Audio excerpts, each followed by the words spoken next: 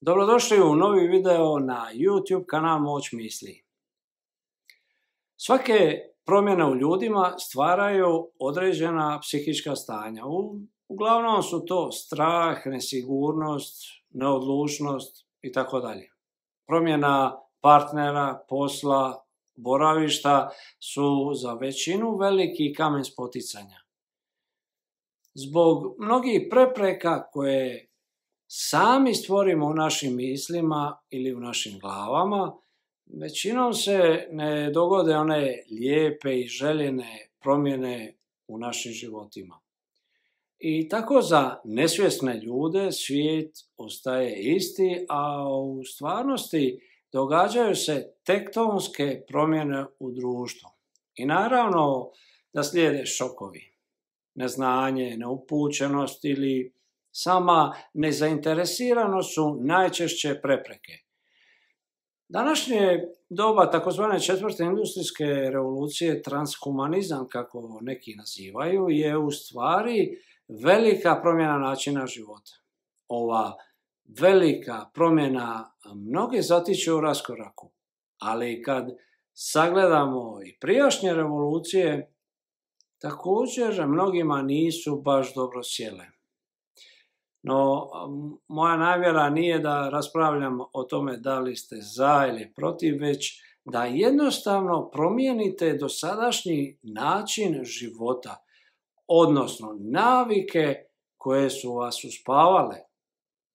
Novi svijet je tu, sa njim ide i novi način života, sa njim idu novi izazovi, novi zahtjevi, novi pogledi novog svijeta, nove zamke u koje mnogi upadnu. Zato je važno da počnemo svjesno misliti. Važno je da svjesno uključimo mozak, a ne da nam drugi kažu šta da radimo. Pitanje svih pitanja koje si svatko u životu bar jednom postavi je: tko sam ja? Tko smo mi? Nažalost, taj odgovor tražimo u drugima ili u vanjskom svijetu, a zapravo taj odgovor se nalazi u nama. Samo se trebamo upitati i odgovor će doći u nekom obliku. Ja sam spoznao mnoge odgovore mog života u razgovoru sa sobom. Ali prva prepreka ka toj odluci je da su nam nametnuli obrazac: ako pričaš sa sobom, nisi baš čist, lud si. A sad, da li ste se upitali zašto nas netko ometa u tome? Zašto je to nekome cilj da nas odvrati od sebe? Jer u suštini mi smo bića koja mogu i znaju kako da gledamo svijet iz više uglova. Informacije nam dolaze iz drugih izvora, ali nepogrešiva informacija dolazi iz nas, iz našeg osjećaja prema toj nekoj informaciji. Tu sad dolazimo i na polje epigenetike, odnosno kvantne fizike, na nivou pogleda na život i svijet. Ne mislim u medicinskom smislu. Znači, globalna kretanja u svijetu ne možemo promijeniti.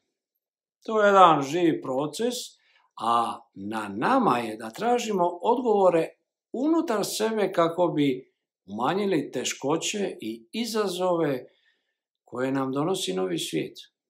Po kvantnoj fizici nama se život događa onakav kako ga mi vidimo, onako kakva mi vjerovanja imamo. Nama se ne događaju događaje, nego život živimo onako kako mi vjerujemo da je to istina. Uvjerenja su ta koja nas koče ili ubrzavaju. Pogled na svijet nas pozicionira u realnosti koju želimo živjeti. Tako je za nekoga sada velika ekonomska kriza u svijetu, za neke nikad bolje financijsko stanje. Za neke je epidemija smak svijeta, a za druge je spoznaja drugačijih pogleda na to.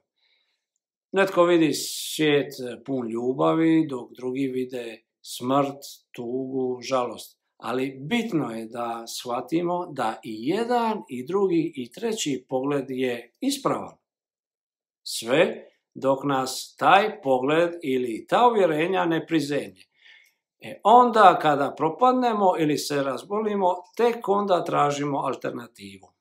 Tek kad dobrano tresnemo. Do tada je taj naš svijet ispravan, no ispostavi se da ipak nije. Mnogi još uvijek ne mogu prepoznati negativnosti ili pozitivnosti koje nam donose naša uvjerenja. Zašto je tome tako? Zato jer smo bili hipnotizirani i duboko uvjereni da je život kojeg su ti nametnuli je jedini ispravan put i da drugi način ne postoji. Možete li ugasiti televizor i početi da mislite svojom glavom?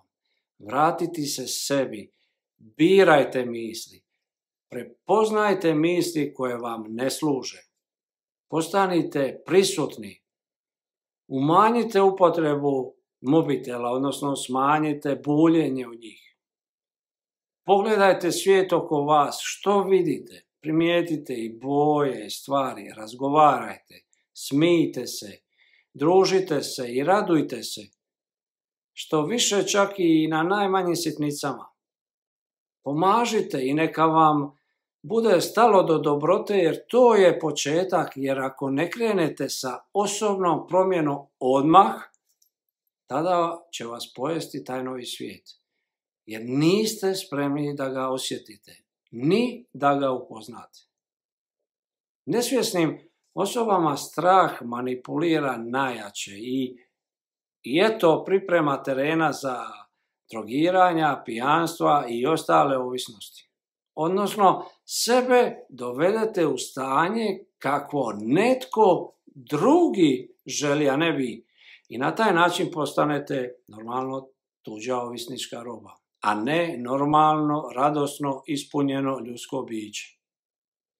I na kraju ono najdragocjenije gubite jer ganjajući vaše bijedne i ovisničke karijere niste htjeli ili željeli da provedete vrijeme sa djecom, obitelji, partnerom, starim roditeljima, prijateljima. Mada i ovo stanje se naglo mijenja, pak poslodavci i firmi uveliko smanjuju profit i ipak odabiru opstanak poslovanja prepoznajući vrijednosti i potrebe svakog svog radnika. Velikom brzinom se događaji mijenjaju, promjena za promjenom. Ali važno je biti svjestan, miran i samo promatrati, bez straha, panike, jer u takvom stanju nikad ne možemo vidjeti izlaz, svjetlost na kraju tunela. Opet kažem, što je strah?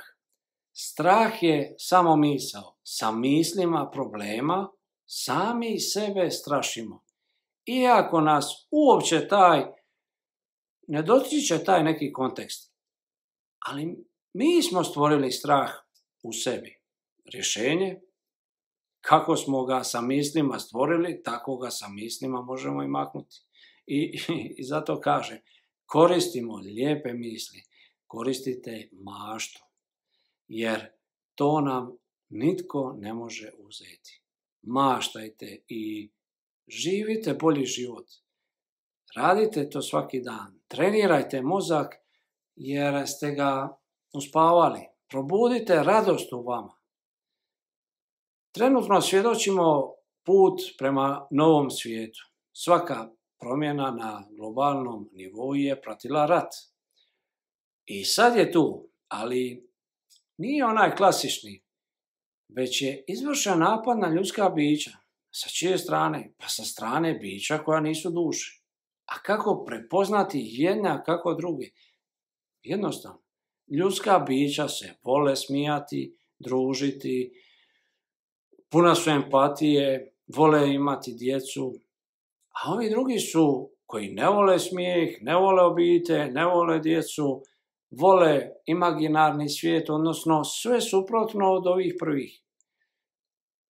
Ovo nije rat ni lijevih ni desnih. Ovo nije rat ni između država, ovo nije rat bijelih, crnih, žutih rasa. Ovo je rat između dobra i zla. Ovo je podjela na svjesne i nesvjesne.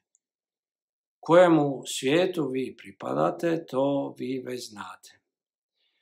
No nadam se da znate da sve i uvijek možete mijenjati. Eto, za konkretnije treninge obratite mi se putem maila kojeg sam ostavio dole u opisu i slobodno možete postaviti neka pitanja koja vas o nekim temama koja vas muče. Jer zajedno smo jači. Eto, zdravi i veseli bili.